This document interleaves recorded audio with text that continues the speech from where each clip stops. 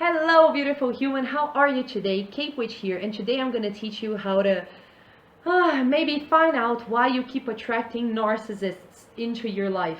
And let me first start saying that narcissists are people who are very self-centered. Everything is for them, and they are willing to suck the energy out of absolutely everybody that crosses their path in order to be okay with themselves.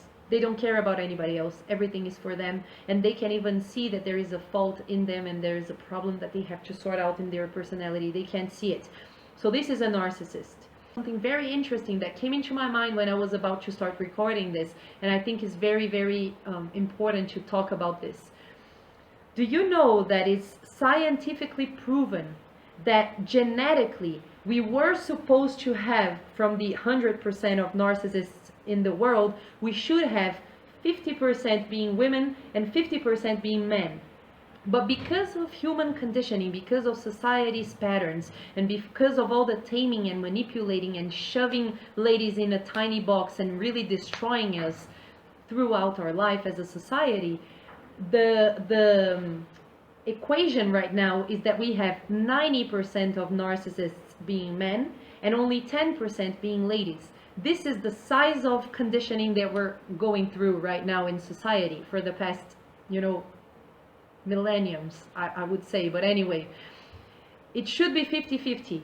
Society trashes us so much that it's 90-10. It's very damaging. So that's just for you to have an idea of what I'm talking about. Now let's get to it. The first thing that might be happening is that someone taught you to make the unacceptable acceptable. A lot of ladies put up with a lot of crap and they try to justify it. I'm sorry, I'm gonna have to say this, but church really helped us with that, because church conditioned all women to make the unacceptable acceptable, because for them we were creatures of the devil. We were not even human for church. So for them it's like, oh, women are like less than animals, That's why the law today gives more rights to machine guns than to women. So you make the unacceptable acceptable since you were a little child, and everybody teaches you how to do that. So later on in life, you emulate this, you project that into your relationships, and you end up attracting narcissists because they can do whatever they want. You're going to justify it. In this same line of thought, you were taught maybe to make sense out of nonsense. So the person says something that makes absolutely no sense, and you're like, no, but poor thing, but listen, but maybe. Many times, if your friend would go out with someone like you're going out, you would judge it and you would criticize. But because it's with you and you were taught that you have to make sense out of nonsense and you have to make the unacceptable acceptable, you say, no, but listen, I'm not going to get any better than that because he's good to me or she's good to me. Especially women, he's good to me. No, I can't complain because I'm not going to get any better than that. Always diminishing themselves. This attracts narcissists big time because they know that you're going to be okay with whatever it is that they do. They don't play with strong women, and they don't play with women who open their mouths because they're scared as hell of awakened women. So probably you are unawakened, and once you awaken, they're not even like, your energy is not even you're gonna repel them. I'm just saying.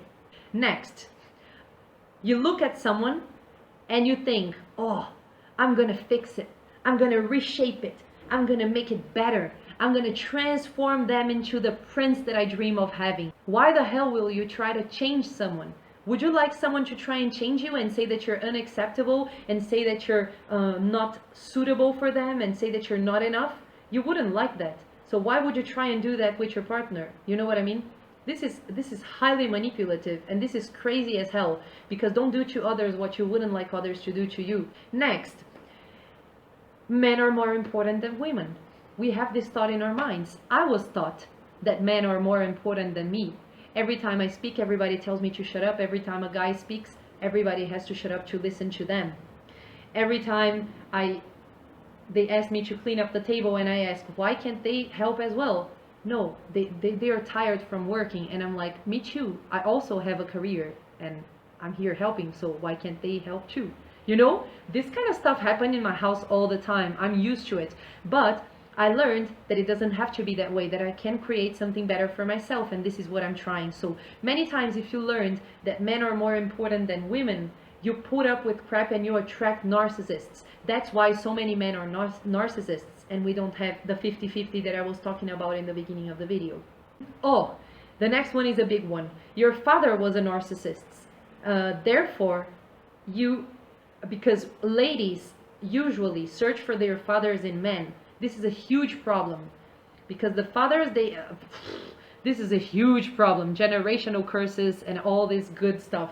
But anyway, you search for your father in men your whole life unless you heal very deeply the wounds that you have inside. Okay? So many times you're searching for narcissists because your father was one. So you don't know anything different from that. And the love that you received from your father, which is the love that you learn that you should attract from other men, was not actually love, you know? So then you don't even know what love feels like, and you start searching for what you know and not what you don't know. Of course, you search for your comfort zone, for the things that you learned when you were little. You have to change that. You know what I mean? Oh, the last one is, in the past, ladies couldn't do anything without a husband, a brother, a father by their sides. So if they didn't marry, they became a burden for their families because men, again, thought that ladies were worth nothing. So you were always a burden to your husband, to your father, to whatever. So you learn that you're a burden from the time you were born. And your mother treats you like that because your mother is always searching for someone to take you out of the house because you are a problem. And if you marry, you stop being a problem and you become a problem for someone else. Look at the clock. 1111, this is ascension number. This is very good. Anyway, going back, when you learn that you're a burden from the time you were born, you learn that you are not worth much. So anything that comes to you, you're lucky to have it, because in theory you're worth nothing, and someone that has something or someone that has no worth shouldn't get anything. Okay? So you put up with all the crap and you do all the list of all the things that I already said before in the video.